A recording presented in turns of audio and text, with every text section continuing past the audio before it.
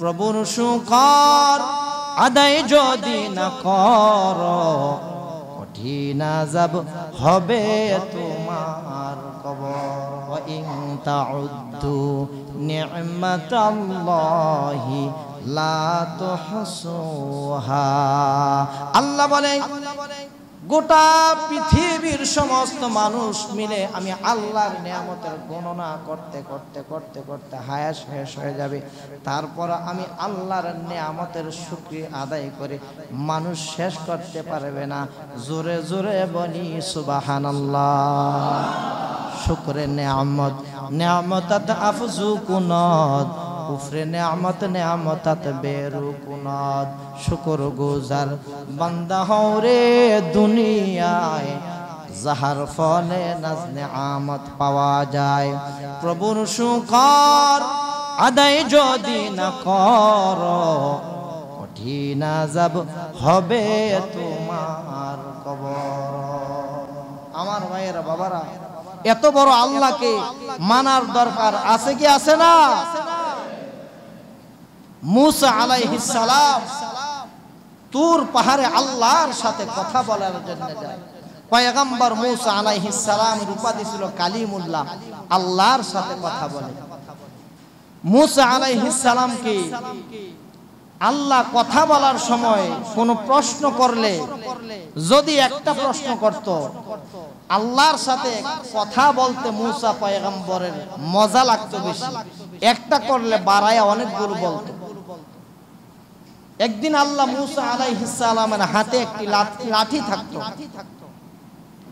আল্লাহ তাআলা মুসা পয়গম্বরকে বলে, ওয়ামা তিলকা বিয়ামিনিকা ইয়া মুসা, হে মুসা তোমার ডান হাতে কি? তো উনি এটা বললেই চলতো, ক্বালা হিয়া আসই, আমার ডান হাতে আমার লাঠি। আসো শব্দের অর্থ লাঠি। কিন্তু মুসা আলাইহিস সালাম আল্লাহর সাথে বেশি কথা বলা পছন্দ করে, একটা বললে কয়েকটা বলে। উনি বলতেছে ক্বালা হিয়া আসই, আমার হাতে লাঠি।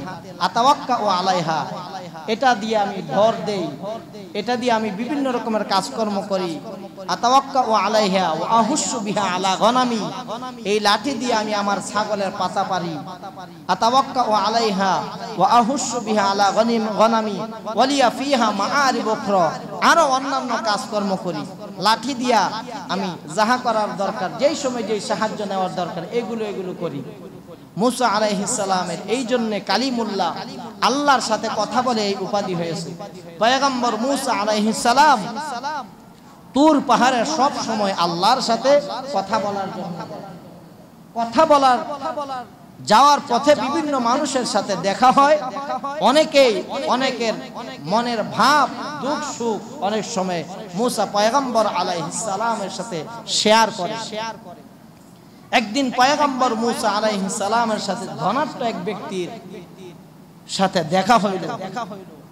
পয়গম্বর মুসা আলাইহিস সালাম কে বলে, আল্লাহর পয়গম্বর, ও কালিমুল্লাহ, আপনার উপাধি, আপনি আল্লাহর সাথে কথা বলেন। আমার সম্পদ আল্লাহ তাআলা এত বরকত দিয়েছে, সম্পদ শুধু বাড়তে বাড়তে অনেক সম্পদ হইতেছে। এত সম্পদ আমার ভালো লাগে না। সম্পদ কমবে কি করলে? আপনি না আল্লাহর সাথে কথা বলেন, কথা বলার ফাঁকে দিয়ে আপনি আল্লাহর একটু জিজ্ঞেস করবেন আমার সম্পদ কিভাবে কমে। জোরে জোরে বলি সুবহানাল্লাহ। এমনই ভাবে একটা মহিলার সঙ্গে পয়গম্বর মুসা আলাইহিস সালামের সাথে দেখা হইলে আল্লাহর পয়গম্বর মুসা আলাইহিস সালামকে বলে, ও কালিমুল্লাহ, আপনি না আল্লাহর সাথে কথা বলেন, আপনার আল্লাহর একটু জিজ্ঞাসা কইরেন আমার যে জীর্ণ শীর্ণ একটি ঘর, বাচ্চা কাচ্চা নিয়ে আমি চলাফেরা করতে অনেক কষ্ট হয়, আমি কেন এই হালাতে আছে একটু জিজ্ঞেস করেন। অনেক মানুষের তো অনেক ধন সম্পদ দেয়, আমারে কেন আল্লাহ এই হালাতে রাখছে? আল্লাহর পয়গম্বর মুসা আলাইহিস সালাম তুর পাহাড়ে যায়। পথি মধ্যে 3 রাস্তার মোড়ের ভিতরে হাত নাই পা নাই একটা বডি 3 রাস্তার মোড়ের ভিতরে পড়ে আছে। আল্লাহর পয়গম্বর মুসা আলাইহিস সালামকে জিজ্ঞাসা করে, কালিমুল্লাহ, আপনি না আল্লাহর পয়গম্বর, আপনি না আপনার আল্লাহর সাথে কথা বলেন, বলেন তো দেখি আমার হাত নাই পা নাই, আমি যখন খাবার খাওয়ার জন্য মন চায় নিজের হাতে খাবার খেতে পারি না, আমি চলতে পারি না, কোনো মানুষের সাথে কোনো সঙ্গ দিতে পারি না, আমার এই বডিটা অসহায় একটা আমি মানুষ, 3 রাস্তার মোড়ের ভিতরে ফেলে রাখে, কেউ খাবার দিলে খাই, না দিলে না খাই, আমি রোদ্রে পুরি, বৃষ্টিতে ভিজি, কাদার ভিতরে পড়ে থাকি। পয়গম্বর মূসা আপনি না কালিমুল্লাহ, আপনি না আপনার আল্লাহর সাথে কথা বলেন। ও পয়গম্বর মূসা, আপনি আপনার আল্লাহরে একটু জিজ্ঞেস করবেন, পয়গম্বর মূসা আমার এই বডিটা কি জন্য আল্লাহ বানাইছে?